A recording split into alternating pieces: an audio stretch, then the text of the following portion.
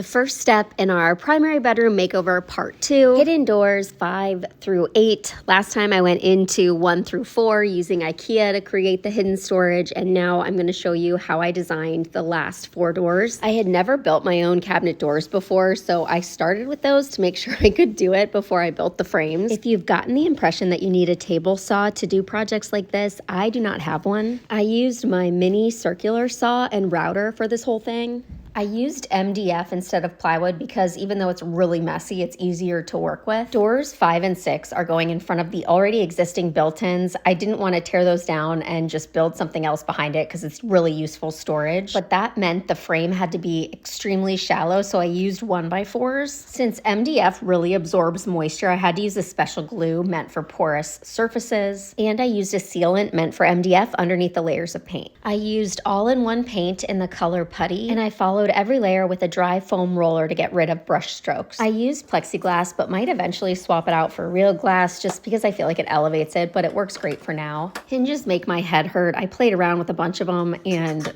honestly could make a whole video on hinges, but I went with the slow close. They work. Surprise, surprise, I used pole wrap as my backing. It looks similar to the IKEA doors I used on door 1 through 4, but it's less expensive and it is thinner, so it does not impact the depth. And since the cabinet doors are over top, it didn't have to be an exact match. Now for the last set of doors. I had been using Select Pine up until this point, and I could not find any for the life of me, so I had to go with oak. Holy price tag, but it really is so gorgeous. Stained beautifully. I'm using a dark walnut stain throughout. I had found the cutest set of wooden drawers on Amazon and wanted to use those in one of my designs. So since I could build the base of this design a little bit deeper, I used them here and then did the shallow size up top for that ceiling slant. Note to self, don't mess up measurements in any way or else you have to slowly shave the doors down, which is a huge mess. The drawers came in a light color, so I stained them darker to match back to the dark walnut and then swapped out the wooden knobs for the cutest little brass knobs. I'm not even sure what I'm going to put in these drawers, but they're one of my favorite parts of the hallway. I used the same knobs I used on the drawers, but I added these cute little back plates and then I found poles that match back to the picture rails. So now I have 8 doors that have storage in them and behind them. They look beautiful. I love this hallway now, but now I have almost more storage than I know what to do with. So I've been slowly figuring out how to best utilize this